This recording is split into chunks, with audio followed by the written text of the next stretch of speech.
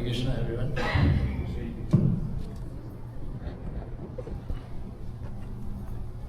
I just like to thanks to the management of this ISKCON Mississauga to giving me the opportunity to speak about, to share something from the Bhagavad Gita. So let's do Jai Radha Madhava first.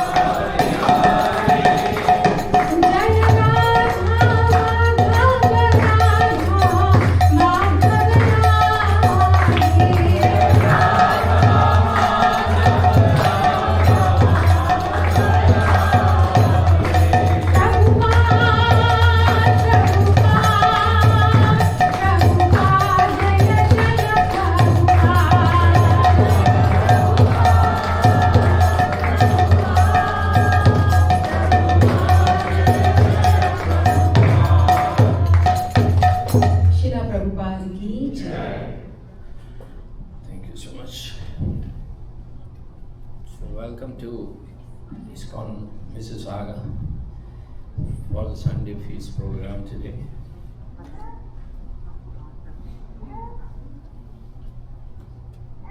So today we are covering the chapter 5, verse 27 to 29. But also, this is three verses. It's actually related to Ashtanga Yoga, so which is in fact is not practical in Kali Yoga. So we'll compare all these things with the Bhakti-yoga. So let's start. Please repeat after me. Om Namo Bhagavate Vasudevaya. Om Namo Bhagavate Vasudevaya. Om Namo Bhagavate Vasudevaya. Now all together. Om Jnana Timirandasya Jnana Shalakaya Chakshurannamritam Yena Tasmai Shri Gurave Namaha. Shri Chaitanya Manovishnam Stavatam Yamritale Swayam Rupa Kadamayyam Tadati Sakadantika Vandeham Shri Guru Shri Yutabadakamalam Shri Guru Vaishnavam Cha Shri Rupam Sahajatam Sarvamrinatham Vitam Tam Sajivam Sarvaitam Savadutam Parijanasetam Krishna Chaitanya Devam Shri Radha Krishna Padam Swahamalita Shri Vishakavatam Cha Ek Krishna Karuna Sindhu Dina Bhaiyo Jagatpate Gopesha Govita Kanta Radha Kanta Manamastute Tapta Kanchana Gaurangi Radhe Vrindavaneshwari Vishabhanam Sute Devi Pranamami Hari Priye Vanchakalpatarupasya Kripa Sindhuveva Chapatitanam Pavanebhyo Vaishnavibhyo Namo Namah. Jai Shri Krishna Chaitanya Prabhu Nityananda Shri Advaita Gadadhar Srivasadi Gaur Bhakta Hare Krishna Krishna Krishna Hare Hare Hare Ram Ram Ram Hare Hare. So, thank you so much. So, Bhagavad Gita chapter 5, actually the title is Karma Yoga, Action in Krishna Consciousness. So we know Bhagavad Gita actually talk about different yoga systems. Majorly 3, but 4 you can see. So Karma Yoga, Jnana Yoga, Bhakti Yoga, and Ashtanga Yoga, Raja Yoga. So we will cover today is Ashtanga Yoga. It's the 4th one in the slide. But 3 types are very prominent in Bhagavad Gita. It is Karma Yoga, Jnana Yoga, and Bhakti Yoga. So these are actually different type of path to get Krishna, to get Krishna's bhakti. But some are difficult to follow, some are easy to follow. So Krishna, why so Krishna talk about the different yoga system, right? Because if Bhakti Yoga is easier, so why he talk the other yogas? So it's just like, suppose a university has many departments. Why all people are not taking the admission in engineering or medical? All of other department will be the empty, if that will be the case. If you say engineering, people will get the more jobs and money other than arts department, but still people get the admission. So Bhagavad Gita was not spoken for Arjuna. It is for everyone. Some people follow Bhakti Yoga, some people follow Karma Yoga, some people follow Jnana Yoga. So that is why Krishna has to give everything. But he don't suggest that he suggests a Bhakti Yoga actually. If you read all the yoga system, so Krishna's suggestion is mainly his Bhakti Yoga. Because it's easier to follow in, especially in Kali Yuga. So chapter 3, you know that this is a talk about the Karma Yoga, and chapter 4 talk about the transcendental knowledge. So when we combine both, then it becomes Karma Yoga, action in Krishna consciousness. It means you are doing karma, the same thing the material people are doing and we are doing. But what is the difference? It's a difference of knowledge, difference of consciousness, right? If I cook something for me and my family, and I cook for Krishna, we will eat the same food. But because the difference is consciousness. So consciousness, Krishna mostly emphasizes on consciousness. That is why Prabhupada said, Prabhupada gave the name International Society for Krishna Consciousness. So a lot of people suggest, why not God consciousness? Then the actually concept will be mixed. Then people will take this God, that God. So that's why he says Krishna. Krishna is actually God. So that's why he gave the name Krishna consciousness. So chapter 5 we can divide into 6 portions, right? A, B, C, D, E, F. But we will focus on E, F, which is 5.27 to 5.29. Right? So first two verses talk about the liberation through Ashtanga Yoga. See, liberation, it means Ashtanga Yoga's end result is liberation, but it's difficult to follow. And 29 is talk about the peace formula on the platform of liberation. So, and we also will compare Ashtanga Yoga versus Bhakti-yoga. So, in 27 to 29, it's overview of this as a summary of is one can become free from desire, fear and anger, fully liberated through Ashtanga Yoga. So that's actually the concept. So the verse, the translation is, now if you read the translation, literally you will not understand, especially the new people. So the translation is, shutting out all external sense object, keeping the eyes and vision concentrated between the two eyebrows, suspending the inward and outward breath within the nostril, and thus controlling the mind, senses and intelligence. The transcendentalist, aiming at liberation, becomes free from desire, fear and anger. One who is always in this state is certainly liberated. So it's very, very difficult to follow words, especially in this yoga. If you sit even half an hour, meditate on something, your mind will go somewhere else. That distraction we have. So let's simplify this verse in the explanation. If you read the purport from Srila Prabhupada's book, from Bhagavad Gita, so you will realize what exactly it is. So let's see. So Ashtanga Yoga, actually there are 8 stages of yoga. Right? Those 4 are Yama, Niyama, Asana and Pranayama. And the other 4 are Pratihara, Dharana, Dhyan and Samadhi. Right? So these are the 8 stages of Ashtanga Yoga. Ashtanga means 8. So Yama talk about the don'ts, what we should not do it. Niyama is what we have to do it. Then Asana is actually different poses.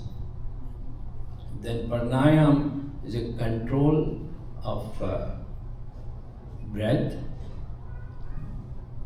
So let's do the 4 first. So these are the yamas. Yamas mean don't.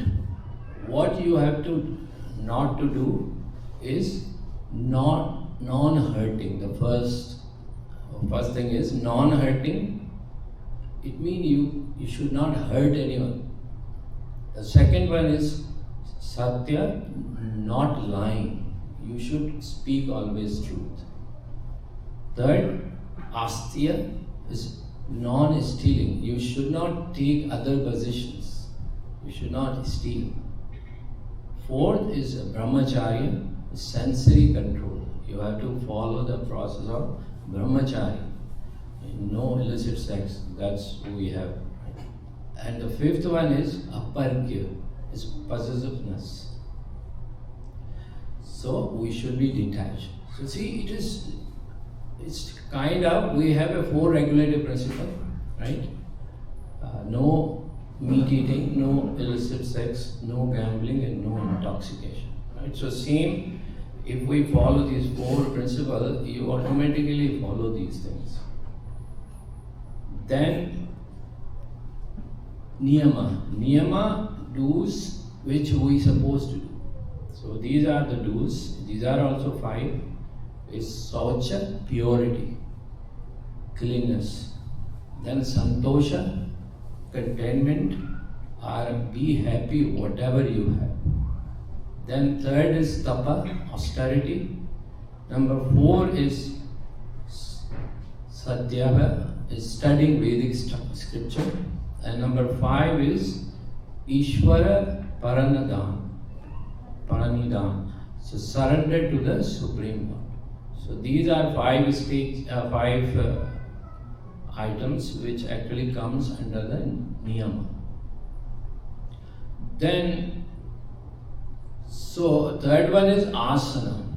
It is said that there are 8.4 million species, but 8.5 million asana, different posture.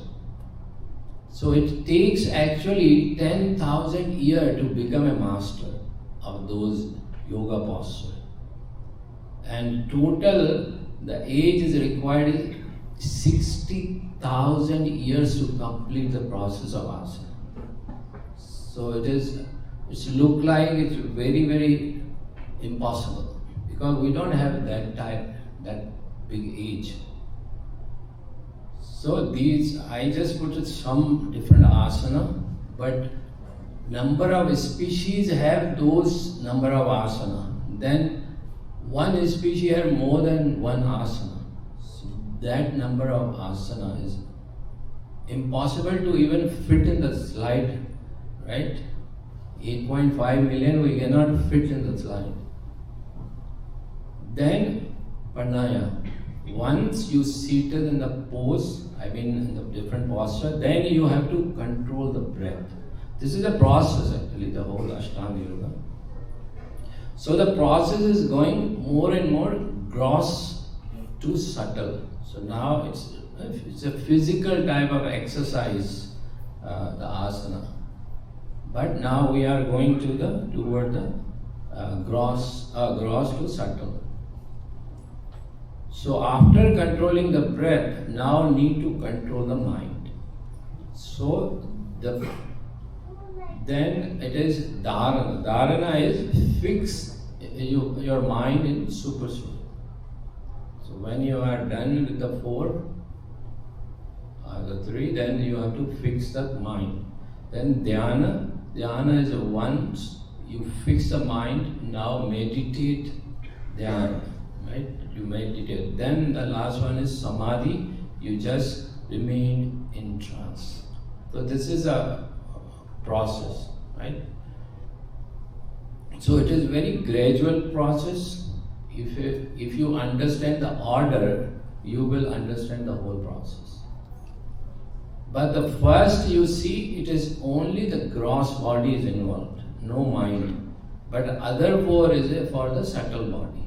So complete process of Ashtanga Yoga, if you follow all these 8 stages, then it will complete. So now, can you tell me who can do this? So in Samadhi level, actually one can see the Supreme. When you reach on the Samadhi level, then you realize the Super Soul in your heart. That is the process. So Krishna talks about this whole procedure in next chapter, actually in detail. It just touches this Ashtanga Yoga. So this is the whole process. So Ashtanga Yoga, 8 steps. How to perform the yoga, then how Ashtanga Yoga helps to become free from the fear, desire and anger. But the Krishna consciousness is very easy process. That's it. So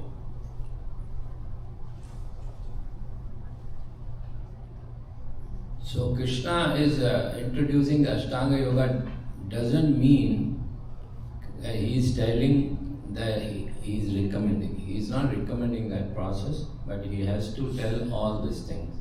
Because if somebody tell you whole history of scripture, like in Satya Yuga, this, then Dwapara Yuga, so that time people had a big age, 100,000 years, so they have a time. But we don't. We don't have that much time to follow whole procedure. So Bhakti-yoga on the other side, let's understand Bhakti Yoga is more important. How it is important? So it is actually direct cure for all miseries. So normally we do the different activities, right, in the daily life. So the question is, how much we are answerable to our activities. Right? We are doing different activities, so how much we are answerable. Normally we think I am the doer, right? Whatever I do, I drive the car, I came here, I am the doer. Not that's normally person think. I eat, I go to the job, I earn the money, I buy the house, so all I did. But Krishna says, you are not the doer.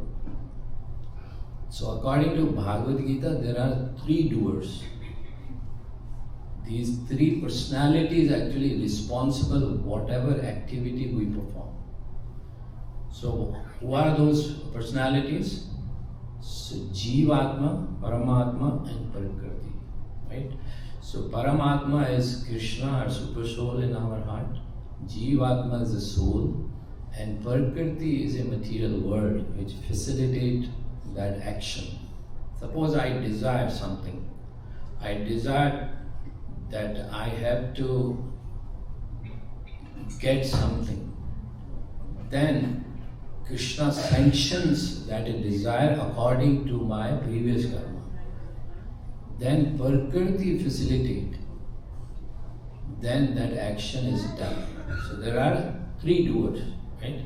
If you desire, many times we say, I desire but it is not fulfilled. It means according to my previous karma, I am not eligible for this. So you have to accumulate those type of karmas, and then you desire, then Krishna sanctions, and then material world facilitate. So there are 3 doers, Paramatma, Jivatma and Prakriti. So the question is, if there are 3 doers, then how much I am responsible for my activities? Right? Suppose 3 people kill 1 person. So who is responsible?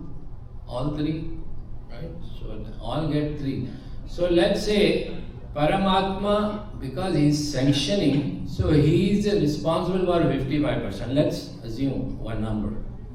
And Prakriti responsible for 5%, and Jivatma is 40%.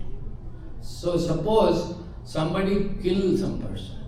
So there are 14 years time jail. So it means Paramatma should get the 55%. Prakriti should get the 5%. And I am getting only 40%, which is 5.6 years. So why I am getting 14 years? According to Bhagavad Gita, he should get the only 40% of that punishment. Or we can assume, okay, everybody is equally responsible. So then mean 33.33% all 3. So according to that number, the person should get 4.66 years instead of 14 years. So why? Actually, all this is because of ignorance, avidya. Vidya means knowledge. So avidya means the absence of the knowledge. So what is the primary avidya we have? We think we are the body. That is very, very primary ignorance we have, and every Jivatma has. So what ignorance is? What we are the body, right? Anything we do on the bodily level. You talk about whole day about the body. Okay, I will go, I will drive the car, I will do this. So it means my body. So actually we are incurring all time sins because of avidya. Even you live in this world, don't do anything, still you are incurring the sins. Because I take the breath, so I kill a lot of microorganisms. I drive the car, I kill many of insects, I don't know. under the tire of the car. So how to stop this incurring these sins? So that is why when we practice Krishna consciousness, the end justifies the means. Because we are dedicating the whole existence simply to serve the Supreme Lord. So every impurity that we incur in the execution of that activity gets nullified.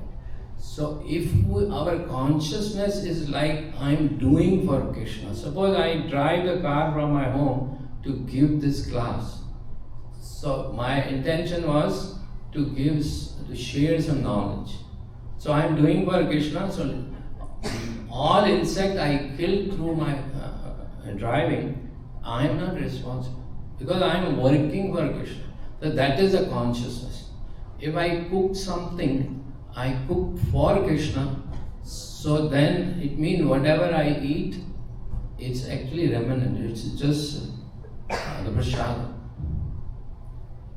So that is how Bhakti-yoga has justified that simply by performing Bhakti-yoga, Krishna will take care of our sins that we incur in the performing the devotional service. So that is the idea of consciousness. So, and how many living beings we killed, they will revive by Krishna. And that is not our problem. So it says the material miseries of the living entity can be directly mitigated by the linking process of devotional service. So that is why to practice Krishna consciousness inside the boundary of Bhakti Yoga is the safest position. You are doing everything for Krishna. That is a concept of Krishna consciousness. So we know we cannot sit idle and we have to do something. And anything we do with not understanding or not realizing that we are the soul actually lead to sin. So we have to draw the line, right? So even Prabhupada said, being simply vegetarian and killing the plant is not make you free from the sin. That plant you killed, those are the living beings. So still you are getting the karmas. But if I cook those plants for Krishna, then the part of the karma actually goes to Krishna, remove that part. Now you are eating prasad, so you are not incurring those karmas, those sins. So that is why it is important for us, the consciousness which we cook, consciousness which we offer to the Supreme Lord is very, very important.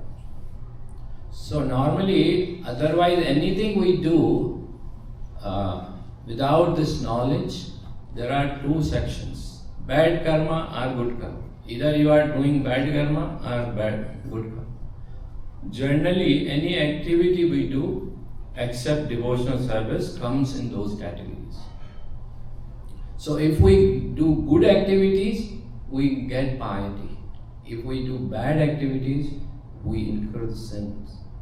So that is why we say we are not doing piety, we don't need piety, we don't need sins, we are just doing the devotional service. So devotional service is very, very important. So in which we are not going to take ownership of the result of whatever activities we perform.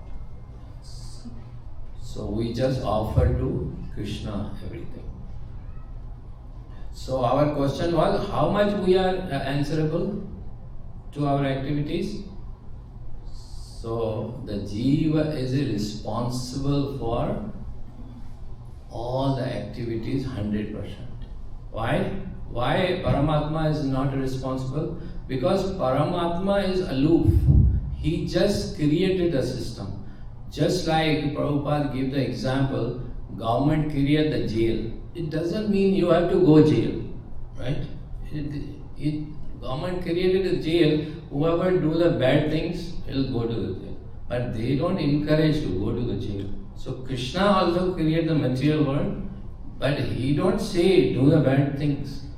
He also created the scripture, he also created the bhakti. Why not we follow those? We don't want to follow, and we blame to Krishna, okay, because he gave us that mindset, and we do whatever we do. So in that case, you are responsible. So that is why Krishna is not responsible, because he just created the system. You want to enjoy without Krishna, so he created the material, okay, go enjoy. Then, so that is why the Paramatma is not responsible. And why Prakriti is not responsible? So Prakriti, why Prakriti is not well? Because suppose, so Prakriti is just facilitate the things, right? So Krishna created material world is a Prakriti, so it's just facilitate that activity. So suppose we are doing sinful life and we die. So we take birth again in the sinful environment. So Prakriti only create the environment according to our previous karma. So one thing is, so why we are responsible? Because we desire that thing. If initially we initiate that activity to do the desire. So if you desire something, so Krishna has to fulfill, and then you are responsible 100%. And Prakriti just create the facility for you. Just like it doesn't mean you have to do those bad activities. So that is the reason Jivatma is responsible 100%. Because of free will, we have a desire. So because that free will, suppose I want to do something. It is my free will to come to the temple or go to the movie.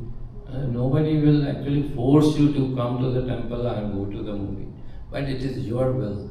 So according to your will, you are performing the activity and you are the 100% responsible. So astrology is a science which actually predict the future, right? So Bhaktisiddhanta Saraswati he was a master in astrology, and he also write a paper or some research work which is called Surya Siddhanta. So Bhaktisiddhanta Saraswati says the astrology only tell you the situation, the future situation, but it doesn't tell you the result. So it is you who perform the activity on that time. Let's say if you read the Krishna book or Canto 10 of Srimad Bhagavatam, when Krishna appears, all the planets align. It means Krishna actually override everything when he comes to this material world. So Krishna just advising us to practice nishkama karma, right? So Krishna factor is very important. Bhaktisiddhanta Saraswati said, Krishna factor is not affected by this prediction or this astrology. So if we take shelter of Krishna, our all these planetary alignment will be fixed by Krishna. And the last verse Prabhupada called, it is a peace formula verse. It is said, the person in full consciousness of me, knowing me to be the ultimate beneficiary of all sacrifice and austerity, the supreme lord of all planet and demigod and the benefactor, and well-wisher of all living entity, attain peace from the pangs of the material miseries. So Prabhupada actually called it a peace formula. So, and Prabhupada said, if one remember these three things, what are those? The Lord is an enjoyer. Bhoktara yogena tapasya. The Lord is a proprietor of everything. The second is Sarva Loke Maheshwara. And the third is the Lord is the friend and well-wisher of all living beings. So if one understands that I am not one who enjoy, but the giving pleasure to the Lord, and I will naturally find enjoyment. If one understands that I don't own anything, but Supreme Lord is a owner of everything. And the Supreme Lord Krishna, He is my friend and He knows everything. If we know all these three things, then actually you will be peaceful in your life. So normally Krishna is, we have three qualities. Krishna is omnipotent, omnipresent and omniscient. So omnipotent means the having unlimited power.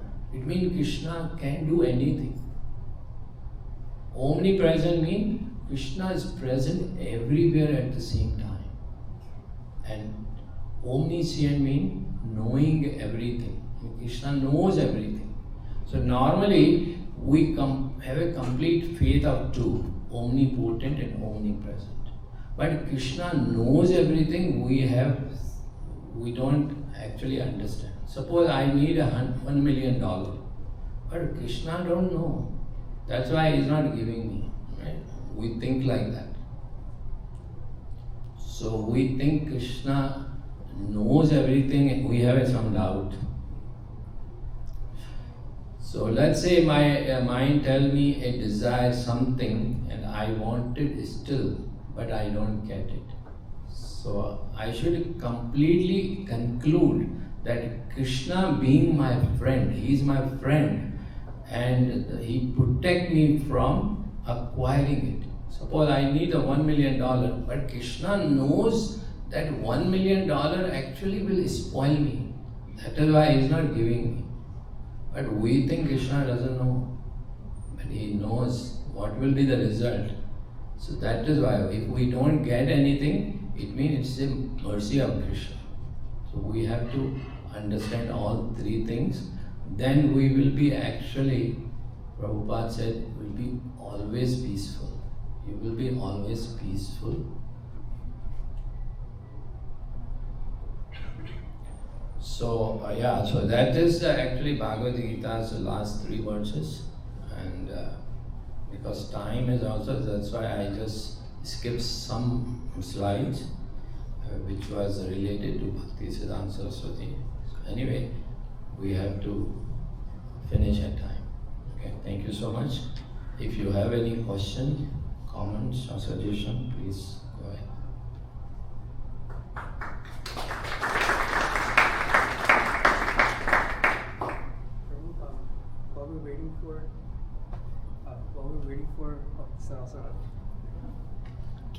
While we were waiting for devotees to formulate questions, there's a reflection I wanted to share. So I was thinking about how so many people do yoga, but they kind of just go directly to asana. I've never heard of any like yoga person following yama, like doing the do's and don'ts. Yeah. And I'm thankful that you kind of explained that, because I didn't know about that. And also, I like how you explained how that Ashtanga eventually it starts from doing kind of controlling the gross elements of the body and eventually to the subtle senses. So, thank you. Yeah, so normally people think the bodily exercises are yoga, but Bhagavad Gita talk about the Ashtanga Yoga, it's an 8 stages process. So yoga word means connection to the God or Supreme. If the connection is missing, then actually it is not yoga, it is just bodily exercise. So that is gym, maybe.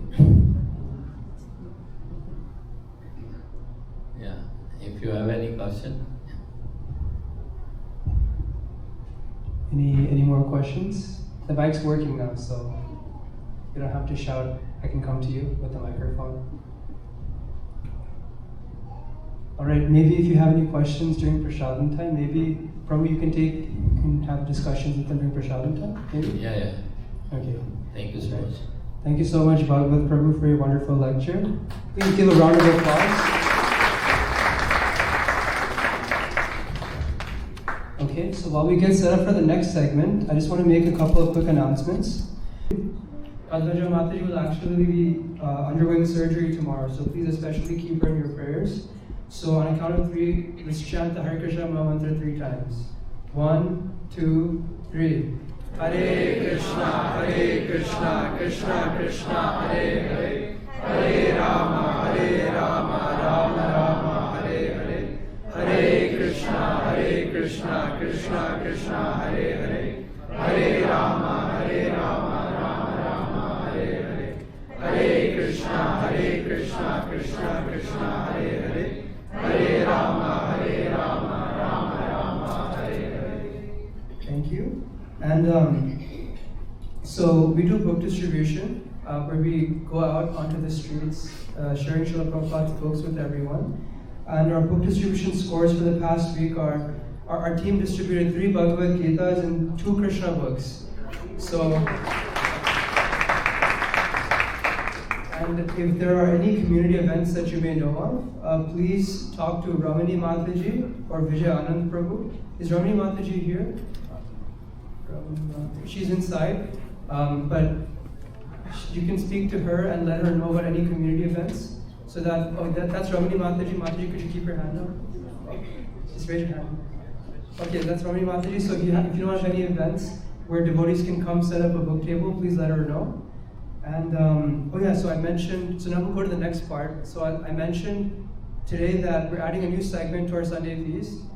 So we're basically giving some time for some of the youth, encouraging the youth to kind of learn something about Krishna consciousness and share it with everyone. And so today we're actually starting with Lakshmi Priya. She's going to be providing an overview of Bhagavad Gita chapter 5, which is quite nice today because we finished chapter 5 today. So Lakshmi Priya, do you want to come up and start?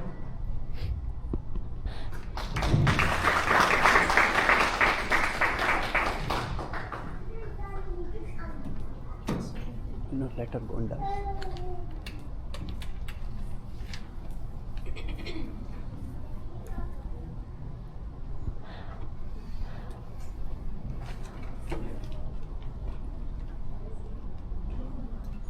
Hare Krishna, everyone.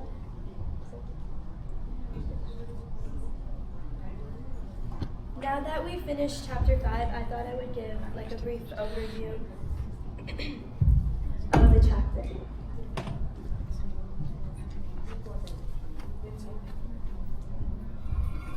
So I decided to separate the chapter in 4 main groups. The first one is verses 5:1 to 12, where Arjuna is asking Krishna whether sannyasa or karma yoga is better. The second section, 5:13 to 16, Krishna teaches us about the 3 doers, like how Prabhu mentioned. The third section, 5:17 to 28, Krishna teaches us about equal vision. And 5:29, the last verse, Prabhupada refers to this verse as the peace formula. So in section 1, sannyasa or karma yoga, Arjuna asks Krishna what his role is and what is better, renunciation of work or working in devotion. He asks this because he's still confused of his duty on the battlefield. As Krishna had previously told Arjuna in the 3rd chapter, Karma Yoga, to renounce the effects of his actions but to still engage himself in his work. And Arjuna believes that Krishna consciousness and performing our day-to-day duties aren't compatible, and that it had to be one or the other, as in they should be separate and cannot be done together. Krishna then clarifies Arjuna's doubts by saying that renunciation of work, sannyasa, and karma yoga, work in devotion, are essentially the same thing because they both reach the same goal, which is to be with Krishna. However, he says that karma yoga is better than renunciation of work. And some people might think by not performing our duties, we could avoid creating a reaction or consequence. But by not doing what we are required to do, we're still incurring karma and will still receive consequences. And that's why Krishna teaches us to do karma yoga and be in the mindset of spiritual progress and in the mood of service while doing the rest of our activities. Krishna then says that the easiest way for us to get closer to him is by performing our work while in Krishna consciousness, and that by changing our mindset to be that of a service to Krishna, we will automatically become detached from the results of our work. The second section, I called it like the three doers. And while we're in this world, it's common for us to mistake our role and assume ourselves as like the controller of everything. But Krishna explains that in every action, there are three doers to make it possible: the individual soul, the super soul, and material nature. The individual soul is us, and we desire, and the super soul sanctions our desires. Krishna sanctions as he resides in our hearts as a super soul. And material nature makes it happen and gives opportunity for our desires to happen. And people that have the knowledge and understand that there are three doers to every activity are able to be freed from all misgivings. Although we feel like we're fully in control of our actions, we are only carried by material nature. Section 3, 17-28 is equal vision. Krishna resides in everyone's hearts, and devotees learn to see all living beings with equal respect. People may look different and act differently based on their previous karma and actions, but the presence of the super soul is the same within all of us. And one whose mind, intelligence, a person in Krishna consciousness realizes this, they are cleansed from all misgivings. And a person who is self-realized and unbewildered knows perfectly that he is not the body, but a small portion of Krishna.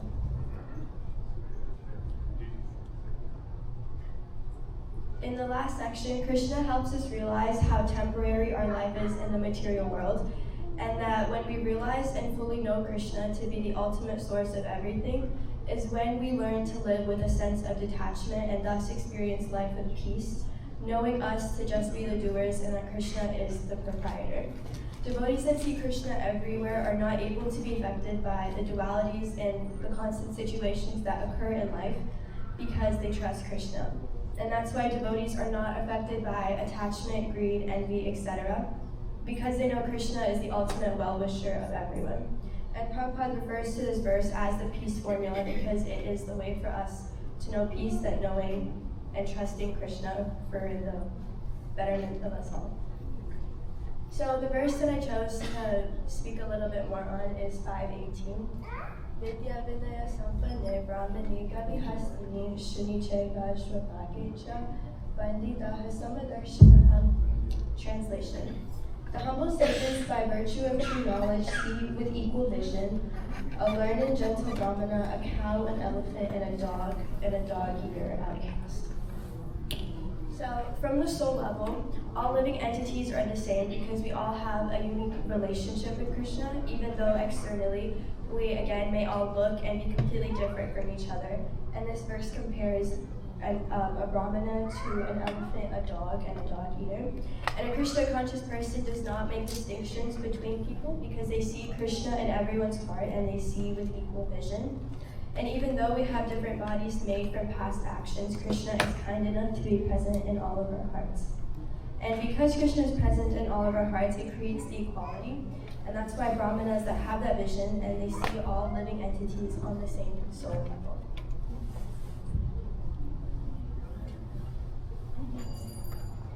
Thank you.